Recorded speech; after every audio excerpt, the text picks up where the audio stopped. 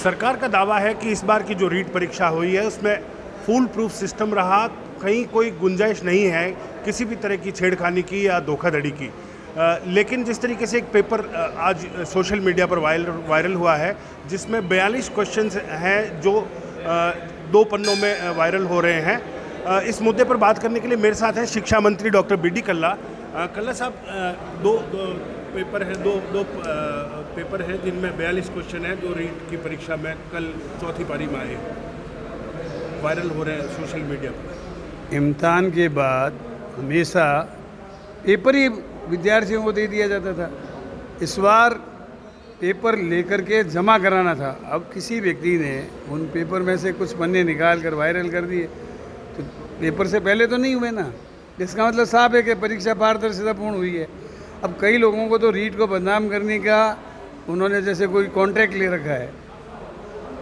बहुत ही पारदर्शिता से बहुत ही फेयर परीक्षाएं हुई है, कहीं कोई गड़बड़ नहीं हुई है। उल्टा विद्यार्थियों का, शिक्षक संघों का मेरे पास फ़ोन आया कि ये लोग जो स्टेटमेंट बाजी कर रहे हैं इससे आप स्वयं जो है हम लोगों का पूरा विश्वास है कि इस बार पारदर्शिता से ही हुआ है सारा मामला। यदि इससे पहले पेपर होने से पहले यदि ये होती तो कोई समझ में भी आता। पेपर हो गया, सारी परीक्षाएं कॉपियाँ चली गईं, उसके बाद कोई कहे कि ये क्वेश्चन ये थे, तो पहले तो हमेशा ही सारा प्रश्न पेपर ही दे देते थे। इस बार ये व्यवस्था की गई है कि प्रश्न पत्र भी वापस ले लिया गया है। तो ये कोई ये सिस्टम की खामी नहीं है, मतलब आप ये कोई सिस्टम की खामी नहीं है। जो परीक्षार्थी थे कुछ कारणों से वंचित रह गए, 2 मिनट बाद पहुंचे परीक्षा केंद्रों पर, कुछ बसेस लेट हो गई, कुछ ट्रेन्स में फंस गए, परीक्षा नहीं दे पाए, उनके लिए कुछ वैकल्पिक व्यवस्था कुछ करनी है? देखिए, इसके बारे में बहुत ज़्यादा तो नहीं, लेकिन छोटी मोटी कुछ पिन प्रिक्स आई हैं, उसको देखेंगे, हम परीक्षण करेंगे। अभी कुछ नहीं कह सकते। आप जानते हैं कि जब रेलवे स्टेशन पर गाड़ी 9 बजे जाती है और कोई आदमी 9-10 बजे जाता है तो गाड़ी तो जा चुकी होती है।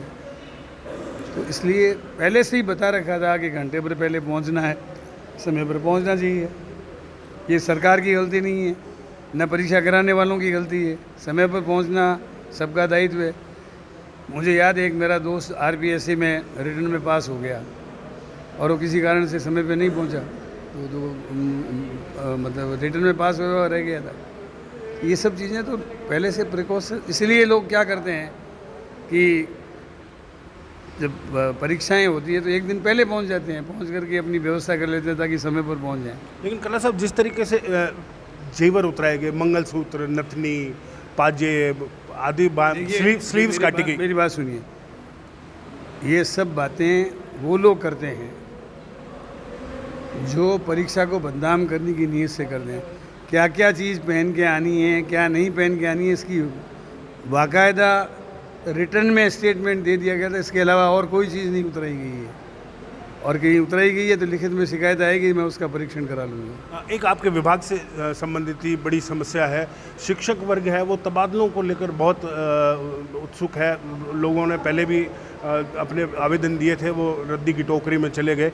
इस बार क्या टीचरों के ट्रांसफर्स को लेकर क्या पॉलिसी आप कर रहे हैं? जो विभाग की गाइडलाइन बनी हुई है और जो वर्षों से हमारी पॉलिसी बनी हुई है, उसके अंतर्गत जो भी परिवेदना आई हुई है उनका निस्तारण करेंगे। आपने एक पॉलिसी बनाने की बात कही थी कि एक थर्ड ग्रेड प्रोग्राम टीचर्स वगैरह के लिए बना के दी हुई है। कोई भी पास हो जाएगी तो उसके हिसाब से हो जाएगा, नहीं तो थर्ड ग्रेड टीचर्स के ट्रांसफ़र नहीं होंगे।